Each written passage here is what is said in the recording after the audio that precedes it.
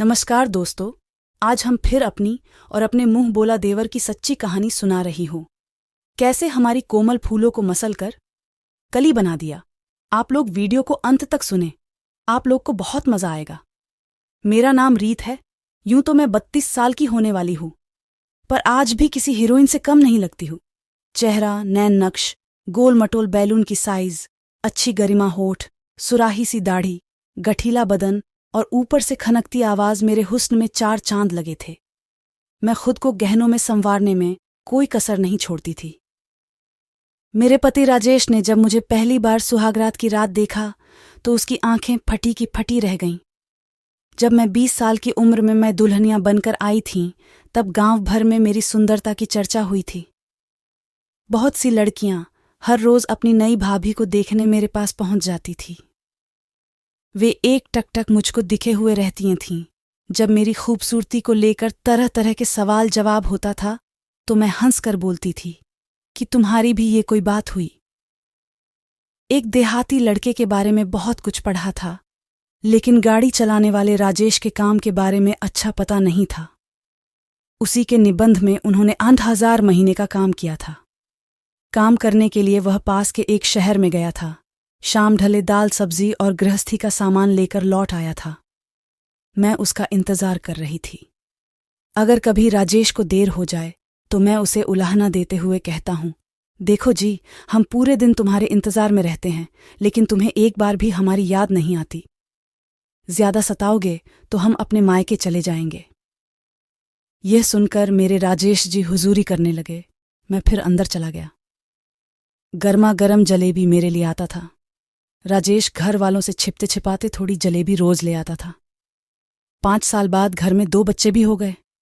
फिर शुरू हुई उनकी पढ़ाई लिखाई। गांव में बहुत अच्छा स्कूल नहीं था, तो इसलिए मैंने राजेश को शहर में रहने के लिए मना लिया। गुमनाम में राजेश पूरी तरह से काम में राम गया। अब उसे पहले से ज्यादा मेहनत करनी पड़ रही थी। किराए का घर, मोल तोल का सामान, बच्चों की फीस, ऊपर से गांव में माँ बाप के लिए भी कुछ न कुछ सामान की चिंता हमेशा राजेश को रहती थी। उन्हें ओवर टाइम भी करने का मौका मिलता था। लाइफ के पार्ट राउंड में फरोफ राजेश का लगा था। अब इसमें पहले जोश और तजगी शामिल नहीं थी। वह खा पीकर रात में जल्दी सो जाता था। उसके पास मेरी प्यार करने के लिए ना तो शब्द बचे थे और ना ही समय बचा था। पुराने जमाने के राजेश के दूर के रिश्तेदार का एक भाई संदीप काम की तलाश में हमारे करीब आया। उसने एक कंपनी में नौकरी करता था। मेरे पास वाले ही कमरा किराए पर ले लिया। संदीप की ड्यूटी ज्यादातर रात में ही होती थी। वह बाकी दिन आराम करता था और बाकी दिन अपने छोटे मोटे काम करता था। उसकी टूटी फूटी कुर्सी थी। खाली समय में हम दोनों खूब हंसी मजाक करते थे। संदीप मेरे दामन के पुल बांधता तो मेरे मुंह में मुस्कान का भंडार फूट जाता था। संदीप मेरी मस्त हंसी में कहीं खो जाता था। संदीप की अभी शादी नहीं हुई थी। वह मेरे चुलबुले रूप रंग और हसीन अदाओं का दीवाना हो गया था। मैंने भी उसे छेड़ने में कोई मौका नहीं जाने देता थी। एक दिन मैं संदीप से बोली, गांव जा रहे हो क्या? आपके लिए कुछ लाना है क्या?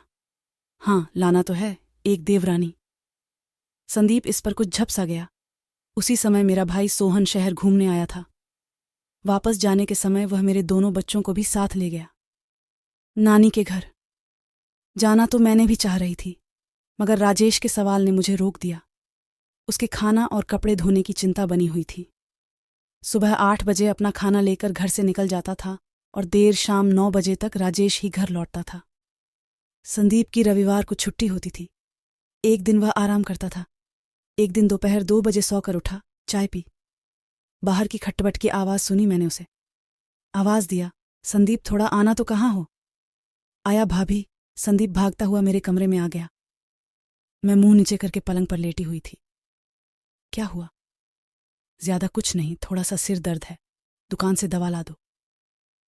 संदीप पास की केमिस्ट की दुकान से सिरदर्द की गोली ले आया। संदीप ने मुझे गोली थमा दी और पानी का गिलास भी भरकर ले आया। संदीप, हमारा ध्यान रखते हो?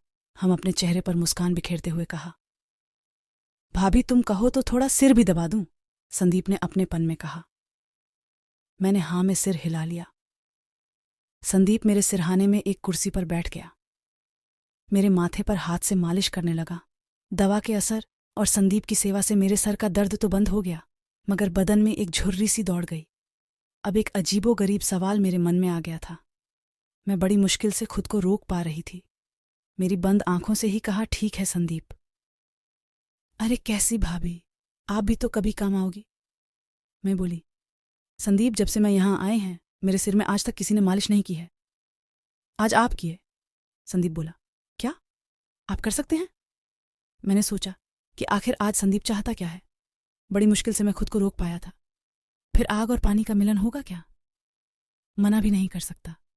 मैंने खुद को वक्त के साथ स्वीकार कर लिया। मेरी लंबी उंगली संदीप के सिर में हलचल मचा रही थी। वह धीरे धीरे धीरे सुध-बुध खो रहा था। उसने मेरी गोल मटोल प्लेटों को आनुपातिक रूप से लिया। मैंने अपना हाथ खींचा और कहा, यह क्या है संदीप? यह मेरी अनुभवहीन भाभी है। मैं रोमांटिक होते हुए कहा, बस इतना सा अनुभव है। संदीप ने मुझको सामने की ओर खींचा और मुझको अपनी स्थिरता में भर लिया।